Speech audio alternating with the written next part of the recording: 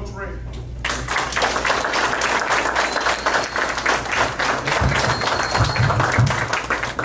Can y'all hear? Can y'all hear that?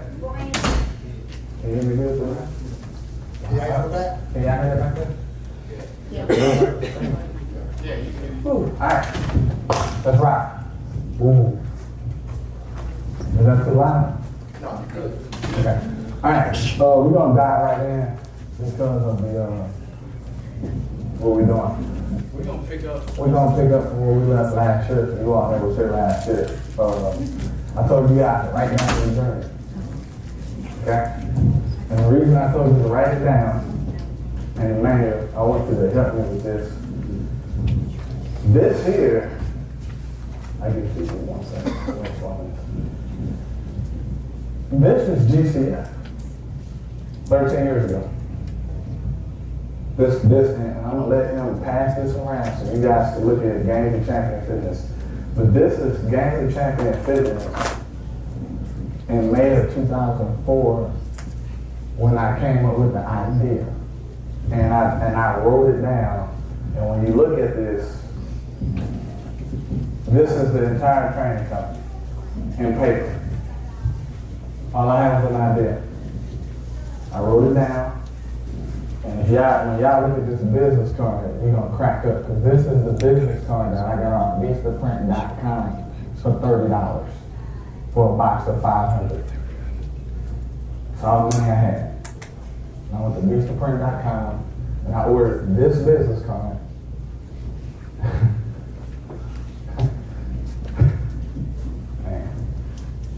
And this was started the journey. But what you're looking at right now, from the website to the promotion material, to the coaching staff, to you guys, to the shirts, to the facility, to everything that's going on right now, it started with an idea right here. This is the original company 13 years ago. And I'm gonna let him make sure I get this back, because this is, I'm gonna put this, I gotta keep this for life. But I want you guys to just kind of look, but y'all don't need to look at it, do you? Y'all see this, right? Okay, let's get that. Because I don't want to do this. All right, so this is my point.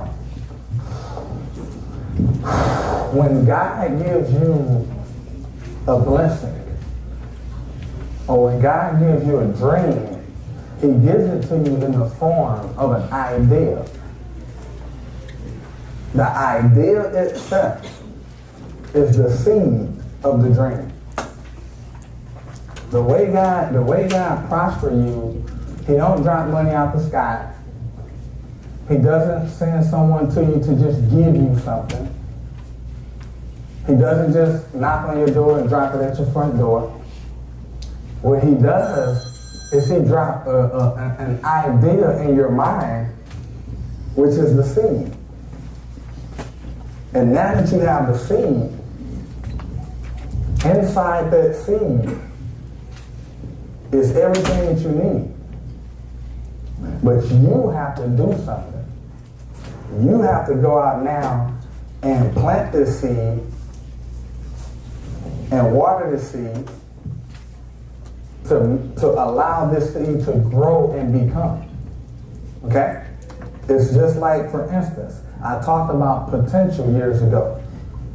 And I talked about how you guys have unlimited potential inside of you. And what is potential? Potential is something that's built inside of you. It's something that's built in. Okay? It's just like if I got an acorn in my hand. If I have an acorn in my hand, it's all built in. Every branch, every leaf, every fruit is all inside this little acorn. All I have to do is put this acorn in the right environment and something happens. What I'm telling you is all you need is the right environment. If you put yourself in the right environment, you have no idea of the greatness that's already placed inside of you and what you can become. But the thing about potential is it doesn't just ooze out of you. It doesn't just come out. It has to be challenged. There has to be pressure in order to pull it out of you. Okay? Now, When I had this idea, and I had already been on the journey because my football career ended in the end of 97. I got cut with the Bears. Lost everything, had to move back home to St. Louis in my mom's house, in my room I grew up in high school, and I was completely destroyed because I had no idea how I ended up back in St. Louis. I started selling water filters out the back of my car because I was looking for jobs, and the most money I was offered was $24,000 a year with a business management degree from Northwestern. And I couldn't understand that. So I started selling water filters out the back of my car in December of 1997. As I was selling water filters, I was still talking to my agent. He sent me to Houston in 98 to play arena football. I came down here to play arena football with the Houston Thunderbirds. I was making $500 a week, which was nothing. My expenses up in Chicago was way beyond that. That's how I lost everything. And I was still selling water filters down here out the back of the car. I did that for 3 years. Driving around, parked my car, and I was just approaching strangers. Hey, how you doing? I had a little script and everything. I did that 3 years, and I didn't make any money. I was sleeping on the floor, didn't make any money. But the education was priceless. The education that I got 3 years of selling water filters out my car was priceless. It was unbelievable how much I learned about myself. Did that 3 years. I ended up going back up to Chicago after the arena ball season, still selling water filters. In 2000, I started an internet company with a guy that I met, and I was trying to sell water filters to. He was trying to sell me on the internet company. He won because I ended up jumping on board with him, and we started this internet company. And I recruited. I went out and talked to 40 people and convinced 40 people to invest $1,000 into this company. How much is that?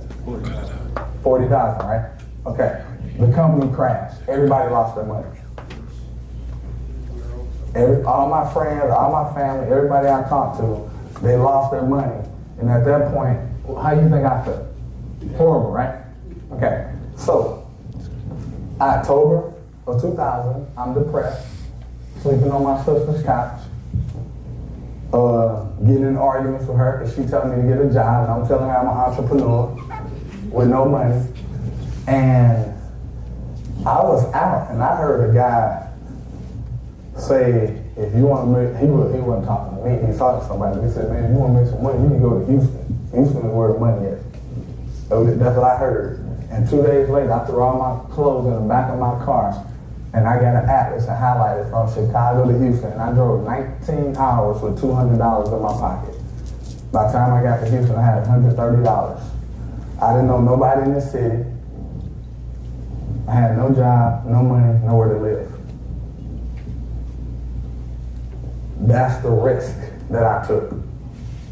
And I got down here, I sat in the gas station parking lot for 4 hours, trying to figure out what I'm gonna do. And for 4 hours sitting in the gas station, I was looking through this folder when I played in arena ball, this folder the Chicago Bears gave me. And I saw a name said Coop. Coop was a guy that I met out when I was playing arena football. Hadn't talked to Coop in over 2 years. I don't even know if he, so when I went to the payphone and called him, he didn't remember me. So I convinced him to meet me out to have a beer. And when we got out, I had $130. So I bought 5 pitchers of beer. And we sat there, and when Coop was drinking, I said, I need a huge favor. What? Can I stay with you? Because I don't have nowhere to go. He said, I'm in a 1-bedroom apartment, dude. I said, that's fine with me. I sleep on the floor. I slept on Coop floor for 2.5 years with all my clothes and trash bags. That's how I got to Houston. Now, along this journey, I told you guys to write your dream down.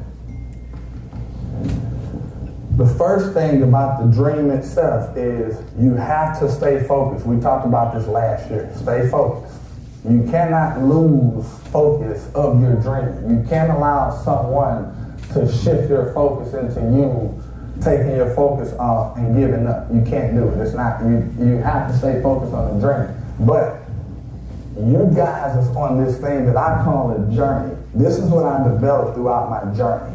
Okay? You're on this journey. This is the illustration. Always remember this. Now, your journey is 5 things that you have to do. Number 1, you got to stay committed. You have to stay committed to what you say you want. You have to stay committed to your dream. How bad do you want it? You have to constantly pursue it. Every morning you wake up, you should be doing something to go after the dream. Go after what it is you say you want. If you're not waking up every morning doing something to go toward what it is that you say you want, you don't want it. Bottom line. You don't have time to take off because it has to develop. Second thing is trust. You have to trust yourself. You have to trust God. The third thing you have to trust is the information that you learn. Is just like playing football. If we teach you a specific technique, you have to trust in that technique when you get into the game to apply it to see if it works. So now, with the dream, you have to trust the information that you learn and apply this information. The third thing is faith. Faith is ignoring your senses. You have to be able to go after the dream with your eyes closed. Close your ears. Ignore how you feel and constantly walk toward what it is that you say you want. Fourth thing, your attitude has to stay here regardless of the circumstances and situations that you face. When I was sleeping on the floor, I slept on the floor from April of 1999 till April of 2007. April of 1999 to April 2007. For 8 years, I was sleeping on the floor on somebody's couch with all my clothes and trash bags. And if you had met me, you would have never known. You would have never knew it. You know why? Because when I woke up in the morning, I went and shaved and put on the suit, and I hit the streets, and you would have thought I was making $10,000 a week because that was my attitude. No one knew I was sleeping on the floor. Success, your attitude stays here regardless of what's going on. You never wear your problems on your sleeve. That's not success. Okay? And then the last thing, you never quit. You can't accomplish this quitting. It's not going to happen. Okay? Now, so that's the commitment of your journey of going after for the rest of your life. But your destiny is different. Your destiny is controlled by what you believe, what you value, your priorities, and your purpose. This controls your destiny. Because what ends up happening, when you're going after the dream, as you're traveling, you're going to get a whole crew of your boys that's not dreaming, that you hanging out with, that's going to be like, man, screw the dream, let's go do this, this, this, and this. Your belief system is what determines what choices you make. It's what you believe that dictate if I go this direction, this direction, this direction, or that direction. It's what you believe. So now your belief system is what determines where you end up. Your value system. What do you value? Do you put value on materialism? You want the big house, the money, the car, the jewelry. You get money that come in, and instead of you investing money into yourself, into education, into your learning, into becoming, you take the money that comes in and you go blow it. So instead of you valuing the dream and where you're trying to go, you got more value on materialism. When God brought the money in to invest into the business cards. Your priorities determine your destiny. What's your priorities? If you list your top 10 priorities, what are they? Last thing, your purpose. This determines the destiny of your life. So, what I'm about to dig into real quick, watch this. And you guys will be surprised. I know society tell y'all not to read the Bible and all that, and that's cool, but don't believe it. I remember, and I'm going to tell you this, I remember my grandmother. I was raised by my grandmother, right? My grandmother, for whatever reason, my grandmother always had money, a lot of money. And she took care of my mom and her kids and her brothers. And my grandmother provided for everybody. And one day I asked my grandmother, because my grandmother didn't go to school. My grandmother did not finish high school, I don't think. And I said, Granny, how do you be having all this money? Where do you get this money from? You know what her answer was? She said, baby, the law and the Bible. The Bible will teach you how to prosper and get into the Bible.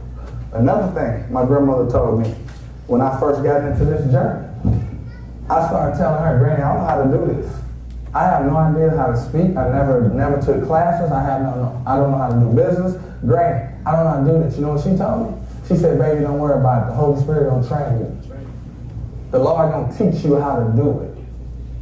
You just walk, and the Lord don't teach and train you how to do it. This is my grandmother. Okay? Now, I'm going to skip the first.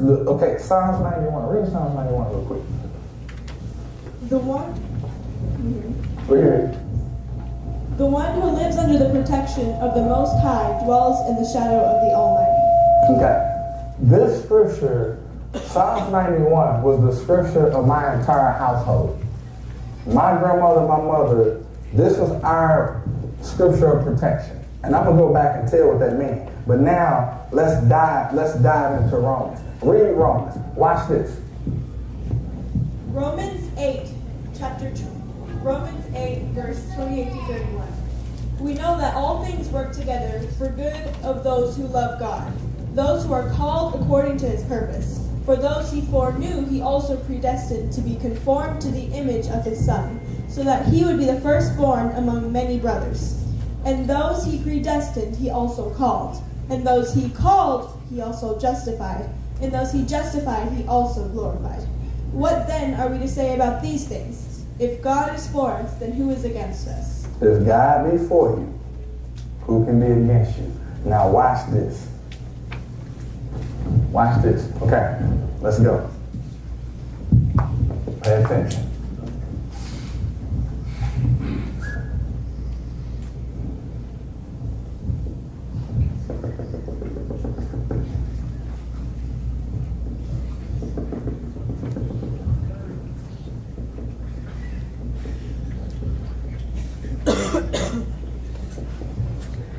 Okay. Don't worry about the drawing. Just stay with me. All right. Now, what game is that? Supposedly basketball, right? Who said soccer? Okay. It's supposed to be basketball. Y'all got that? Okay. That's the goal, man. That look like soccer. But okay, check it out though. If this is basketball, who are these guys here? Okay, they're the players, right? They're the players. Now, who are these people here? Who? Okay, look, spectators. These are the people who watching. Sitting in the stands watching you play. So you got players and you got the spectators. Who make the most money? Players. Who take the most risk? Players. Who have the most fun? Players. Who have to create? Players. Who have to go out and practice all the time to get better? Players. Who get the reward for the practice and the work that they put in? Players. What would you rather be, a player or spectator? Players. Why? A lot more exciting, right? Okay, this was happening. The biggest game you gonna play is this game now that we in that's called life. What's happening right now is God is calling you out of the stands onto the court to become a player in the game of life. God is calling you.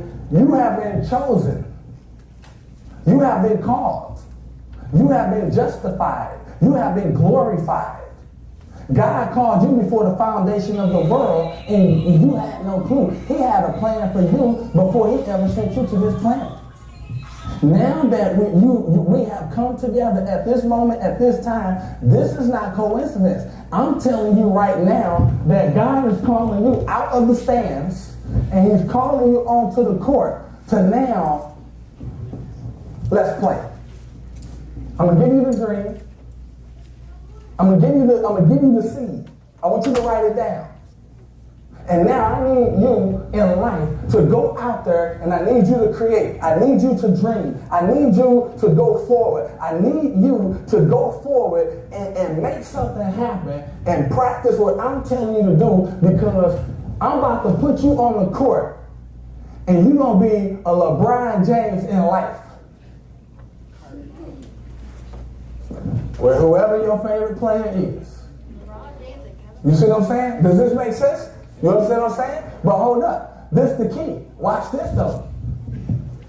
There's an enemy on this court. There's another team that's playing defense, right? Okay, there's an enemy in life that's playing defense on you, because the enemy also know who you are. The enemy also know that you're a championship player, that you have been called and justified and glorified. So there's an enemy that's also about to play defense on you and trying to stop you from accomplishing, trying to make you believe that you cannot do, trying to make you believe that you don't have what it takes, trying to make you believe that the dream is too big. So the enemy can stop you from accomplishing the dream that God put in your heart. Watch this. Y'all got that? All right, let's keep moving. Check it out. Now, let me tell you how this works. Since y'all in high school and middle school, the first thing that the enemy gonna do, watch this.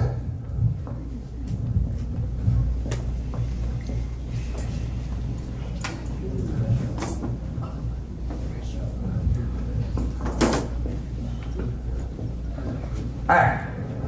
The enemy gonna send different types of people into your life. You got 4 types of people, period.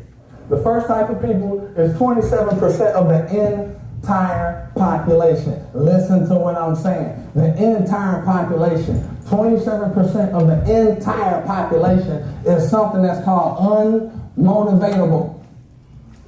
These are people that the enemy will send into your life who's always negative, who not going after anything in life, who always sees a problem, who always will tell you that you cannot accomplish, you don't have it, you don't have what it takes. This 27%. And guess what? These are some of your friends. You become the people that you hang around. Whomever you hang around is whom you tend to become. You can't accomplish great things by hanging out with people who ain't trying to do nothing. Okay? So that's 27%. The 60% is people that's motivatable. Motivatable. All right, got it. Guess what motivatable is? These are people who are excited one day okay, I give you a good example. On Friday night, what's their attitude? They happy. Why? The weekend, right? They want to party. On Sunday, what's their attitude? What's your attitude when you didn't get the starting spot on the team? Was you hyped or was you sad? Huh? Talk to me. Okay, what happened when you found out you got the starting spot? Your attitude went up, right? What happened? Hold up. Pay attention. What happened when you got in the game after the starting spot and you dropped 3 passes in a row? What was your attitude? Huh?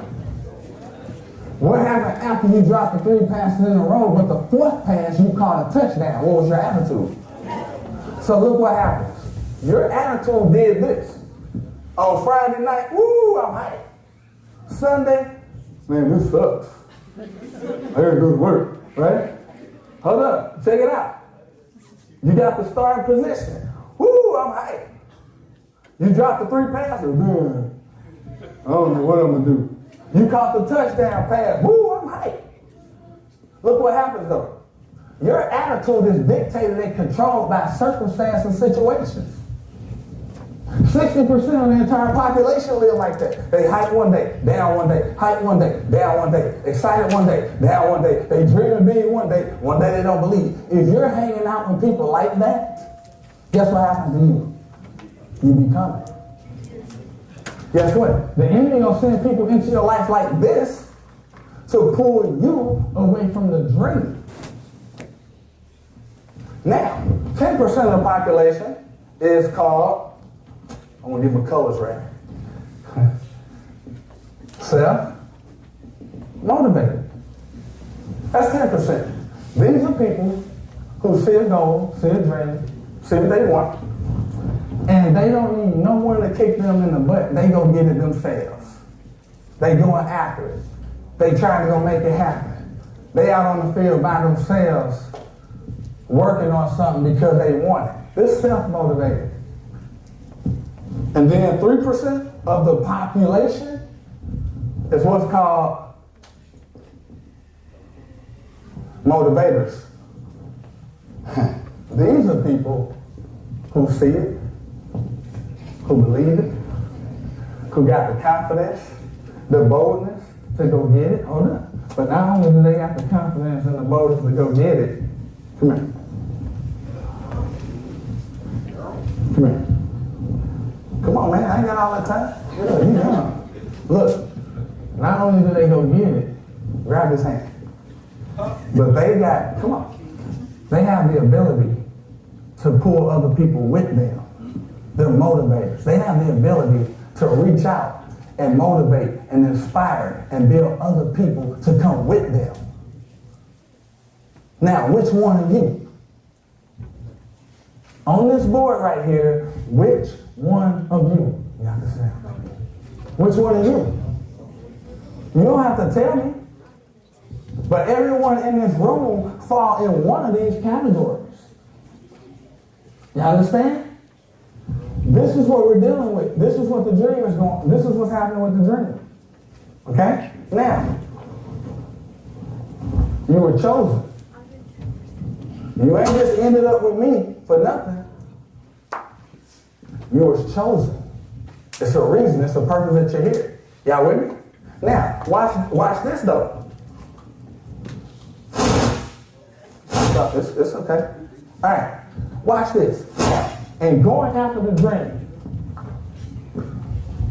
Let me ask you a question. And I'm gonna get to the scriptures after. I want to explain something first so we know where we're going with this. Okay, watch this. I'll put this back up later because I'm going to need the spacing. Watch this. Let me ask you a question. What does the world want from you? Huh? What does that society out there, that world out there, what does this world want from you? Huh? Talk to it. Say it. What'd you say? What'd you say, man? You saying something? Your time. Say it again. Your time. Your who? Time. Your time. What else? Anybody got something else? Ability, your talent. Your abilities? Your talents? What else? Your beliefs? Your money? I like on Instagram. Your Instagram account? Okay. Check this out. The world wants absolutely nothing from you. The world can care less about your accomplishments, can care less about your deeds, can care less about all the great successes you have, can care less about how many yards you run in a game. The world can completely care less. Matter of fact, the world don't even know you exist. And the people that's in the world who do know you exist can actually care less one way or another because they got their own problems going on. So guess what? All stars, the world ain't thinking of you. The world don't care about you. Now, watch this. I'm going to call some of y'all out if I keep saying what I'm saying. Now, pay attention to this. Very important. What is the world? When we say the world, what is the world? The world is not what gravity pulls us down to or what we're standing on. This is the earth, okay? The world in the Greek translates to mean ages. Watch how this works. The world in the Greek language translates to mean ages. Ages. Ages is a minute sliver or space and time in which human beings exist from cradle to grave. It's the time that you sit here to make your money. Now, people with no God consciousness, people who don't believe in God, they ain't down the God thing, okay? They believe that I'm here, I'm there, I'm there, I'm protoplasm. We're just slime and goo, and there's really no purpose. I can do whatever I want to do, and when I'm going, I'm going. There's no purpose whatsoever. But people with a God consciousness, who going after this God thing, this purpose thing, believe that this sliver of time, or this space and time, that we was actually sitting here for a reason or for a purpose. And whatever that purpose is, this world must have an input from us. Now, the world of ages transforms into this thing. What that say? Did I spell it right? Okay, good. Society. How many of y'all heard society? Y'all heard society, right? Society is made of three things. It's three things that form society. Thought, word, and deed. The people who shape society are the ones who think, are the ones who speak, and are the ones who do. Those of us who do not think, who do not speak, and do nothing are doomed to live inside the confines of a world that is shaped by somebody else. So you have no right to complain about life if you're not thinking, if you're not speaking, and if you're not doing. Because if you're not doing those things, all you're doing is just existing in a place that someone else has shaped. What you must understand, before you were sent to this planet, y'all babies, y'all just got here. But before you got to this planet, that world out there had already decided who God is, what religion is, the different philosophies, the different scientific experiments. The world already decided what that stuff was. So which means that your life, or the way you live, is strictly going to be based on the decisions that you make. And the decisions that you make are only going to happen when you think something, say something, and do something. Y'all got it? Now watch this. Read. Now let's go to scripture. I'm going to show you where this is in the Bible that world tell you don't mean nothing. Read Romans. No. Yeah, Romans 12:2. Romans 12:2. Do not be conformed to this age, but be transformed by the renewing of your mind, so that you may discern what is the good, pleasing, and perfect will of God.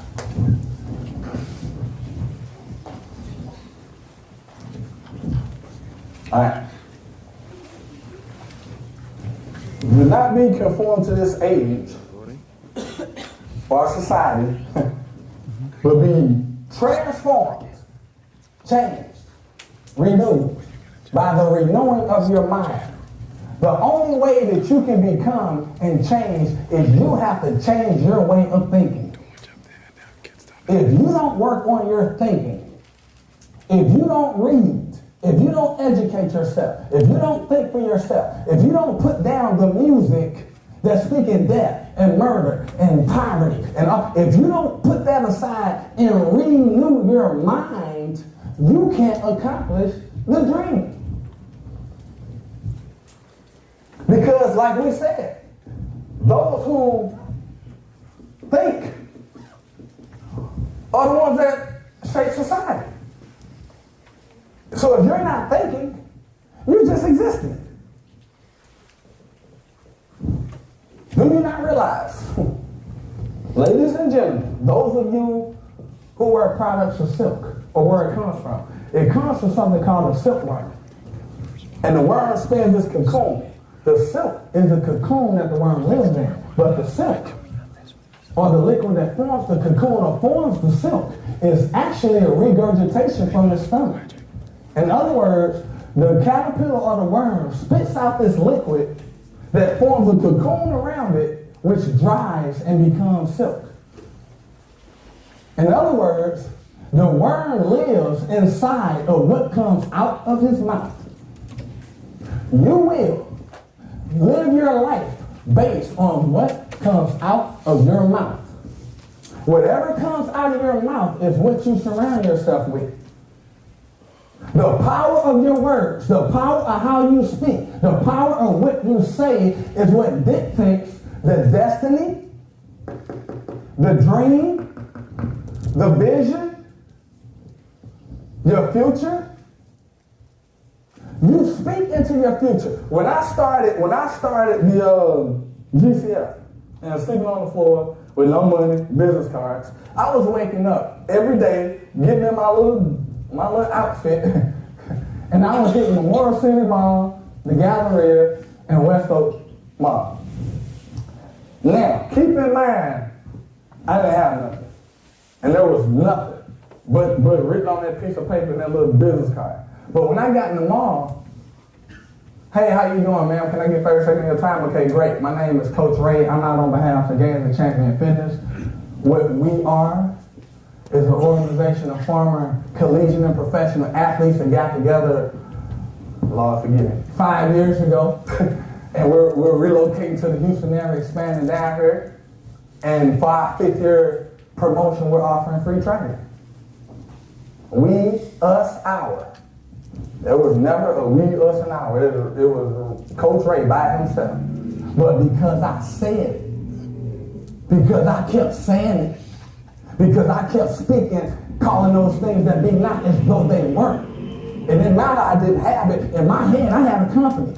In my heart, I had an organization. So I kept saying it, and I kept saying it, and I kept saying it. I said it so much to where I started believing that this thing was real. It didn't matter how much money came in. It didn't matter the finances. I thought it was real. What are you saying in your life? Some of you guys is going for the starting position, and you saying, I'm going to try to get it. I'm going to try to make it. I'm going to try to get the starting position this year. Baby, you ain't going to get it. If you're saying that, because when you speak a word, in a word itself, the word is a cage. Inside of that word is a plan, intent, and purpose. When you speak a word, there's a plan, intent, and purpose inside of the word. So now, think, speak. The last one.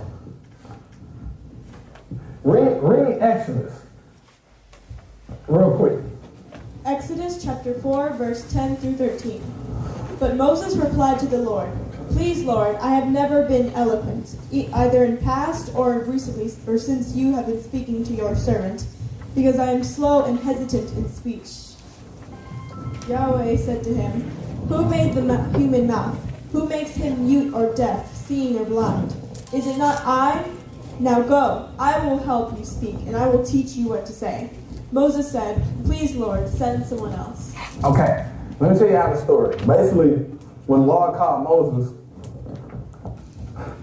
told the Lord, look, you might want to get somebody else because I'm slow of tongue, I can't speak, I don't know what to say. And God let him know, look, you go forward. And when you trust in me and walk with me, I'm going to give you the right word to say. I'm going to speak through you. Don't worry about it. The power that I have and who I am, once I walk with you, I'm going to put you on a platform, and when you stand on behalf of me, you ain't going to be on your own. The power I got, I'm going to speak through you. I'm going to give you the words. This is what happens when you go after a dream. Don't worry about if you know how to do it, if you know how to say the right thing. You go forward and push forward, and because you walk with the Lord, you pray before you walk in, and you trust that God going to speak through you and use you and stand with you and open doors for you. Because I'm going to tell you this, you can't accomplish this on your own. It's too many adversities. It's too many obstacles. It's too many, like Larry Little just said about them snakes. Woo! Y'all want to hear some snakes? Let me tell y'all some of the snakes. And I'm going to move forward. Listen to these snakes you finna face. Y'all listening? Huh? Yes, sir. Envy. Jealousy. Drugs. Alcohol. Depression. Hate. Lust. Poverty. Homosexuality. Lesbianism. Murder. Division. Low self-esteem. Low self-worth. Pornography. Pride. Greed. Insecurity. Inferiority. Anger. Peer pressure. Fear. Racism, disease, cancer, sickness, suicide, prejudice, selfishness, vanity, greed, hypocrisy. Those are snakes. It ain't just all people.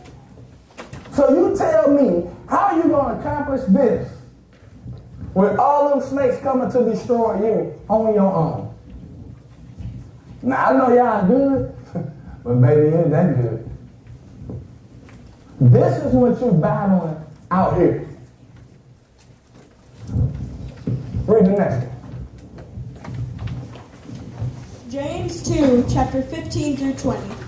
If a brother or sister is without clothes and lacks daily food, and one of you says to them, "Go in peace, keep warm and eat well," but you don't give them what the body needs, what good is it? In the same way, faith, if it doesn't have works, it's dead by itself. But someone will say, "You have faith, and I have works. Show me your faith without works, and I will show you faith from my works. You believe that God is one, you do well. The demons also believe, and they shudder. Foolish man, are you willing to learn that faith without works is useless?" Faith without works is useless. Faith without works is dead. I heard a whole bunch of people that say, "Oh, I got faith, I got faith, I got faith." But you don't do nothing. You got faith. But in order to accomplish and make something happen, for me to go out and create what you guys see with GCF, guess what I have to do? I have to take action.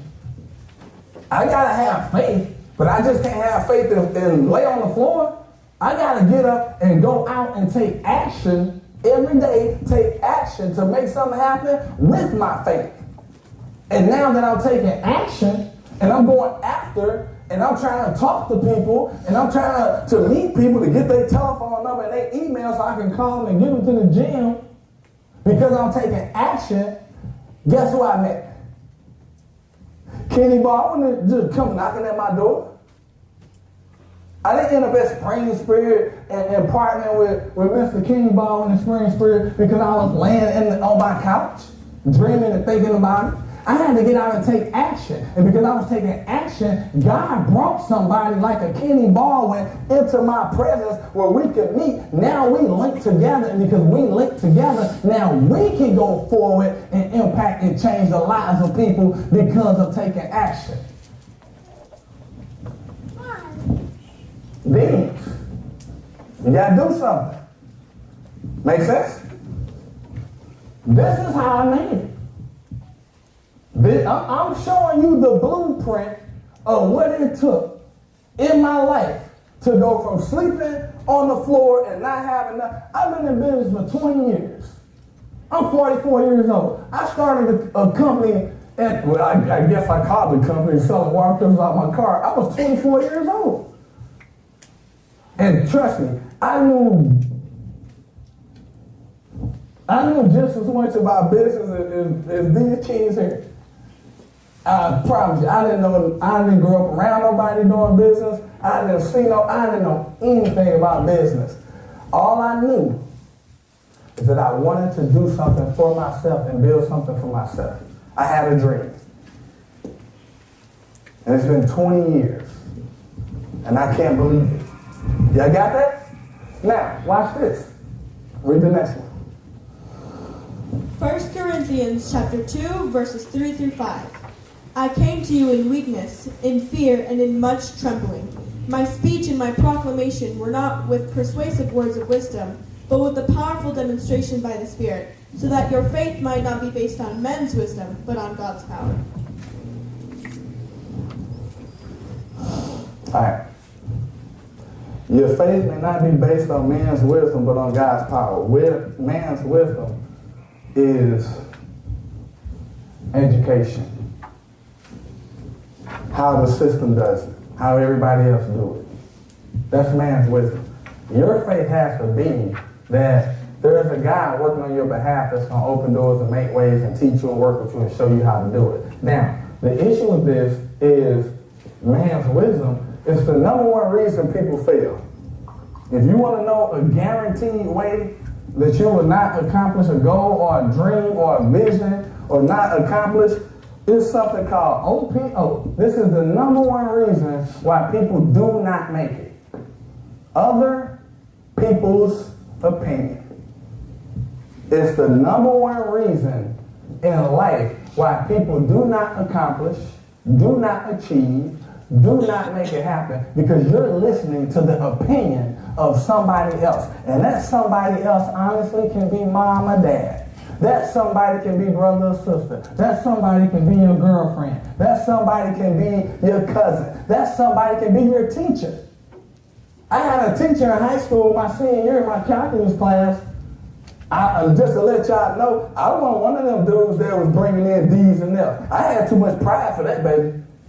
I did my work. Now, I may have was cutting up outside of class, but I got in class and I was going to prove that I'm not dumb. I'm going to do this and I'm going to get my grades.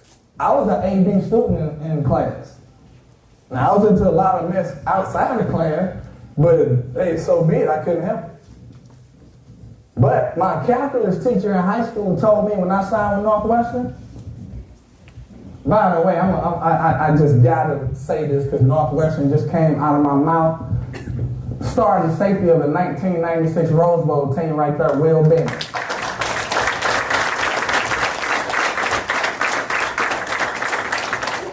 Hey, y'all talking about a baller that will knock your helmet off? Starting safety. And when I say was bringing the wood, I'm going to tell you how much he brought the wood. That boy would knock himself out on the field because he hit so hard. And I'm like, wait, you all right? Yeah, okay, come on, let's go. Because they didn't do all that concussion stuff back then. They like, how many fingers I got up? 2, get back in the game. That's what we played up under. It wasn't all that concussion stuff y'all dealing with. But thanks for coming down, man. Will Bennett, starting safety, 1996 Rose Bowl.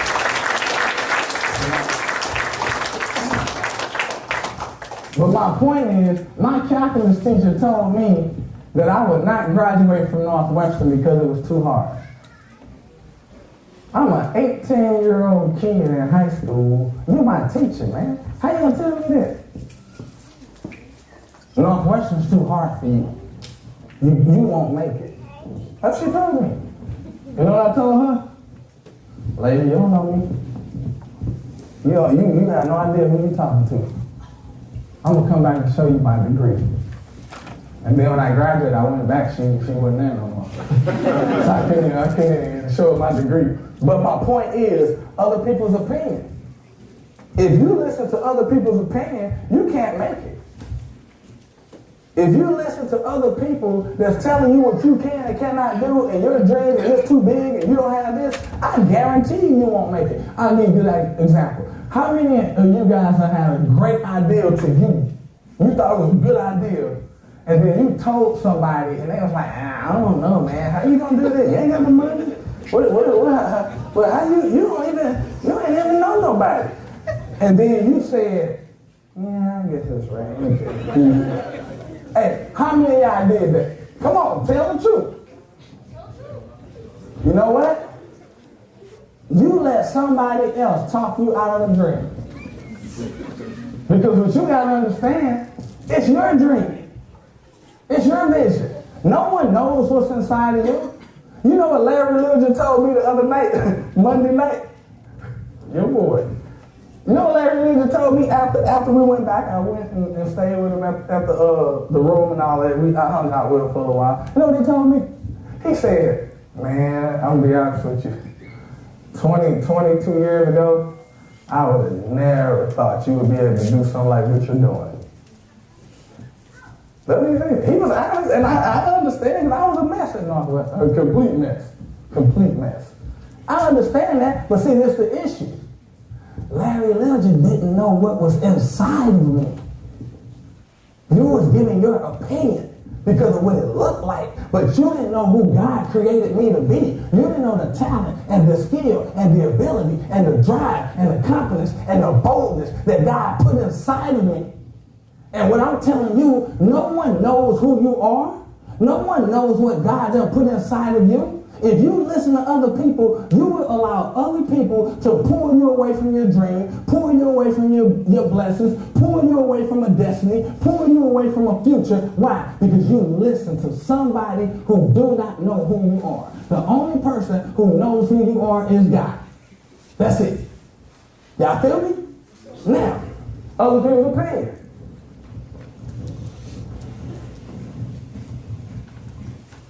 What's going on is, I talked about this the other night. I really wasn't trying to go there because I want to talk about it tonight. But the whole Colin Kaepernick thing. Listen to this. And everybody pay attention because this was happening. Society, the people who shape society are the ones who think, are the ones who speak, and are the ones who do, right? Well, Colin Kaepernick stood up for something and spoke.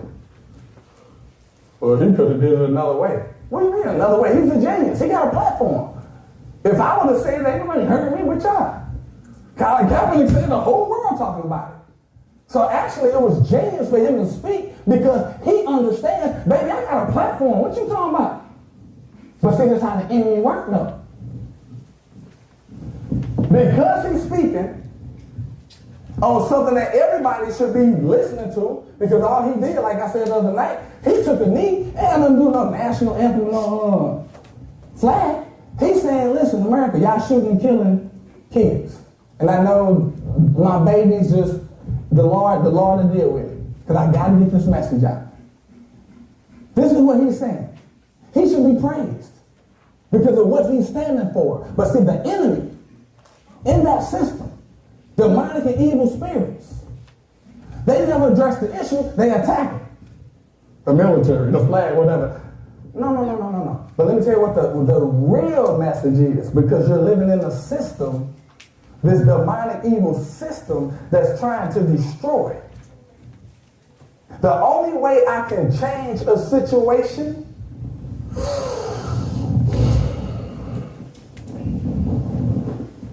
the only way that you can change an atmosphere, you must speak into it. You was made in the image of God, in his character, in his nature. When God created, God said, let there be, and it was. Let there be, and it was. Let there be, and it was. You was created in that image, which means you have the power and the authority to walk into any atmosphere, and if you speak into that atmosphere must change. The enemy knows this. The only way you can change that society, believers must step up to the plate and start speaking into it. It cannot change if you say nothing. The enemy knows this. So guess what happens? Colin Kaepernick, because he stood, we're going to persecute him. We're going to destroy his image. We're going to destroy his name. We're going to destroy him. Not because of him. We want to send a message to the rest of you all that if you say something, this will happen to you. So now I've created fear. Faith versus fear. If I can make you afraid of talking, if I can make you afraid of standing and speaking, it will continue to go on and nothing will change, because the only way it can change is to say something. It ain't no different than if my son came into the house every weekend drunk. My son come in every weekend drunk as a skunk. If I don't say nothing to him, how can it change? If I sit there and let my son come in every weekend drunk, falling out, passing out, and I just sit back and look, poor baby, and I cover him up, he gonna continue to do it. The only way I can stop my son from doing it, I gotta say something to him. I gotta speak words into him and let him know that this is not tolerated in my house. If I don't say nothing, it can't change. This is what's going on in your society. You got people right now that's afraid to say anything because you don't want to offend nobody. We're so offended. We're so offended. We offended so easy. We get our feelings hurt so fast. I was offended. You wasn't offended in that bar. You wasn't offended by that topless dancer. You wasn't offended in that homosexual relationship. You wasn't offended in that lesbian relationship. You wasn't offended putting that cocaine up your nose. You wasn't offended sleeping with that man that's not your husband and sleeping with that woman that's not your wife. You wasn't offended then. So why are you so offended? Because somebody's standing up and speaking, trying to change something. If you're that offended, then you pray for them. And you pray that the power of God comes in and helps them. You know why? Because you can't hate somebody that you're praying for. Our society, this has to be the weakest society I've ever seen in my life. Everybody offended. You know what's happening? Everybody's so offended that nobody is saying nothing. So now there's no standard. What's the standard in society now? Anything goes. You can do, people do anything, and I'm supposed to step back and not say nothing and just accept it as normal. It's not happening here. I promise you that it's not going to happen over here. Offended. I'm going to offend you some more. And I'm going to trust the power of God that's walking with me, that if you're offended, well, so be it. The Lord got a whole bunch of people that he about to draw into this organization because we about to walk out into that society and we about to change atmospheres and we about to teach y'all youth so y'all don't follow that wicked system out there that's trying to destroy your life and take you away from the dream.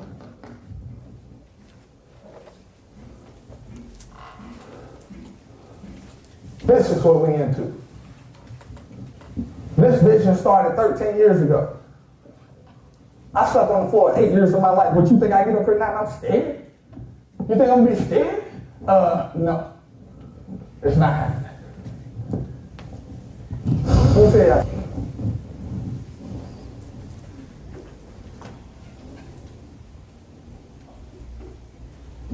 you. Read Romans, that 7th verse. And I'm going to wrap this up. Romans 8, verse 35 through 39. Who can separate us from the love of Christ? Can affliction or anguish or persecution or famine or nakedness or danger or sword? As it is written, because of you we are being put to death all the day long. We are counted as sheep to be slaughtered. No, in all these things we are even more victorious through him who loved us. For I am persuaded that not even death or life, angels or rulers, things present or things to come, hostile powers, height or depth, or any other created thing will have the power to separate us from the love of God that is in Christ Jesus our Lord. Because of you, we are being put to death all day long. We are counted as sheep to be slaughtered. Let me tell you something. You must know who your God is. You must know what you believe. You must know what you value. You must know what your priorities are. You must know what your purpose is. And you can't let no one come in and change that because they're uncomfortable. You can't do it. You will have to stand. You're in a generation now. This generation is like no other generation. You guys are in a generation now to where there's a spiritual war going out there, and you're going to either walk in faith or you're going to walk in fear. That's it. And those who are not walking with the Lord, you're scared. You're scared of what you're going to lose. I know when I stand up here, people get offended. Hey, pray for me. Walk with me. You're offended? Come pray with me then. If you're so offended, come over here and pray with me because I would love to pray with you, and we both ask Lord to help me if you're that offended.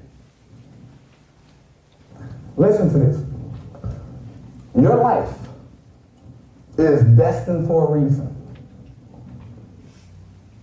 You have come to a generation for such a time as this. I know you think you were born maybe from an accident. Maybe you know your parents, maybe you don't know your parents. Maybe you know a mother or don't know a mother. Maybe you know a father or don't know a father. Maybe you was raised by someone and you don't know the physical aspects of your birth. Maybe you're doing what you did. Whatever your situation is, what you think is an accident, God has now turned into a destiny. There's a reason for you being in this planet at this moment and at this particular time in history. It is what I call destiny of birth. I do not walk around believing that there's an accident going on and I'm just haphazardly. I believe that I'm supposed to be here at this particular moment, at this particular time. I believe that we're supposed to be together. Therefore, our time together cannot just be howdy. We must make full use of who we are and why we have come together. When you look at that world out there and what's going on in that world and what's happening with people and all the stuff that's being done right now, it almost makes you feel as if, man, I'm just floating. Look at the world and look at what's going on around and there's nothing I can do about it.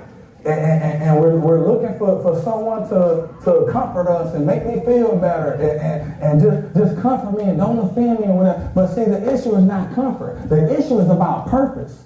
The issue is about why am I here and what's my reason for being here. Because if I know why I'm here, I don't have a problem with it. You were born.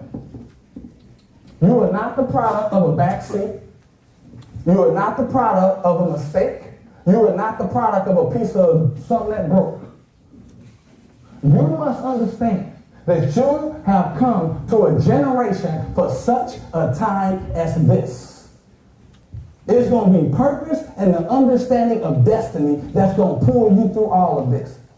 God wouldn't have sent you here if he knew you couldn't handle it. God is putting together a championship team right now through this organization. The Lord is putting together a select team. If you are in this house tonight, no matter who you are, you have an assignment. And your assignment is when you go out into that world, your assignment is to stand for what's right.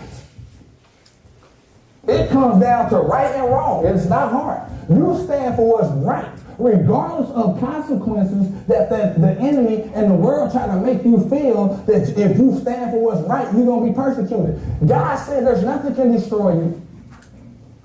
The Lord said, if I be for you, I am more than the whole world against you. God said, greater is he that is in me than he that is in the world. The Lord said, no weapon that is formed against you shall prosper. I have given you power to tread upon serpents and scorpions and over all the power of the enemy, and nothing shall by any means hurt you. I'm telling you right now that when you walk in that world out there and you stand and you go forward and you do what's right and you stand up for what you know is right, God got your back. And there are times, and I'm a witness to this, there will be times where it feels like nothing is happening. There will be times when you feel like you're all alone. There will be times when it feels like all the work that you're putting in, you don't see anything going on and anything happening. There will be times where it's dark. You're scared. You're confused. You're doubtful. Those times are the times that you must understand. He that dwelleth in the secret place of the Most High shall abide under the shadows of the Almighty. God's wings is over your life. You must understand that when you are close to God and you are under his wings, it is dark.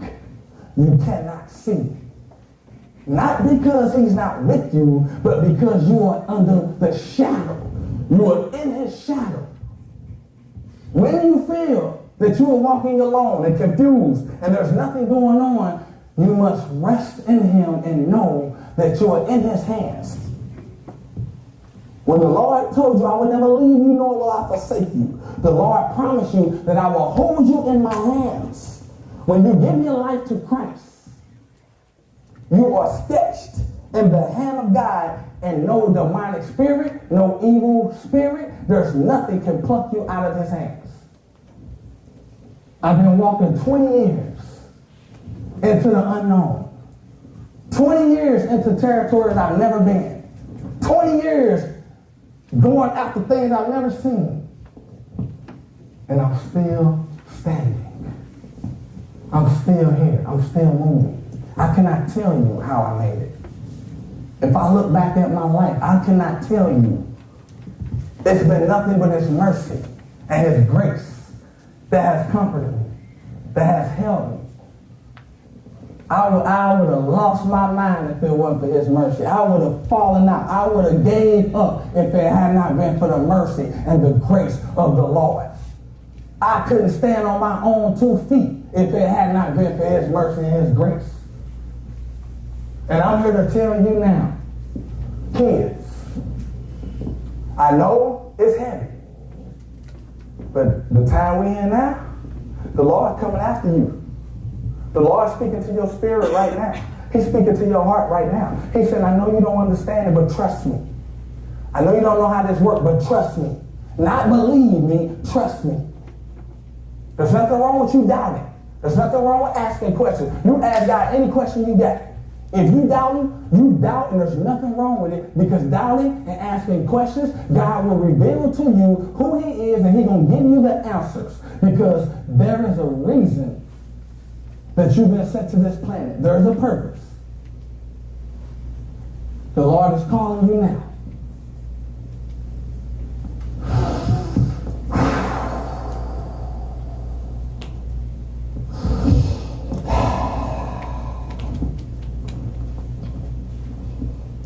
Get it. Come on.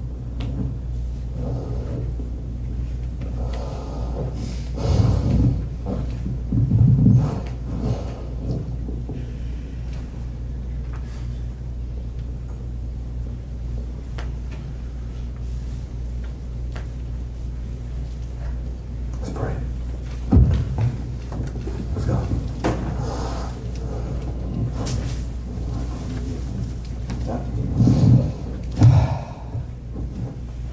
Lord, thank you for making life possible. Thank you for your love. Almighty God, we stand before you, knowing that we are in your shadow. Lord, the darkness is not darkness, it is your protection over us. Lord, I just pray and thank you for the message that you used and worked through Rodney to deliver to us. And I pray for all these boys and girls here, and their parents that are here, and just ask that you help them to leave here changed. I thank you for Rodney and all that he stands for. I thank you for the way you worked through him to show all of us this example of what it means to walk in faith and not in fear. Lord, he is in that 3%, and everybody here can be in that 3%. It is their decision. Help them to know that. Help me to know that I can be in that 3% every day, because the challenges are hard. It doesn't matter what yesterday was like. It only matters what we intend to do today. And that'll affect tomorrow. Help us to understand that, Lord. Help us to walk with that kind of faith. And help us to always know that you are with us. Everybody here, help them to know that you are with them every step of that journey.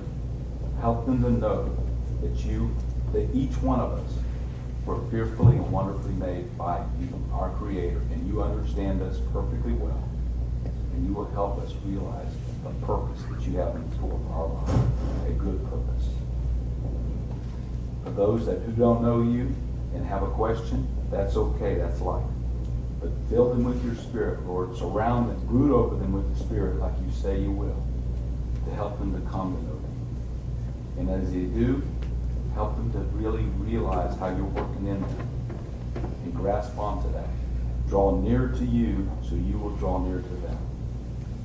Help them resist evil so evil will flee from them. Lord, thank you for the men and women that are in this room who have given their time to come and make a difference in the lives of these kids. It is an honor to be a part of it, to watch it unfold, to watch you work through each and every one of them, to watch you work through them individually and as a team. Thank you, Lord. Thank you for their parents that bring them here, that care about them, pray for them, and want good things for the kids. And thank you for each one of these kids who in faith are here, trying to understand, trying to listen, trying to walk with you. Thank you for your spirit on all of this. Thank you for the other speakers that spoke in the first 3 days. Lord, beautiful message, inspiring messages. Help us, each one of us, to remember even a small bit of any one of those messages makes a huge difference in our lives, and as motivators, we can make a difference in the lives of others. I just lift these prayers up to you in the strong, powerful name of our Lord and our Savior, Jesus Christ. And with the power of the Holy Spirit in this room, in each one of us, Lord, we come to you. And we thank you. Amen. Amen.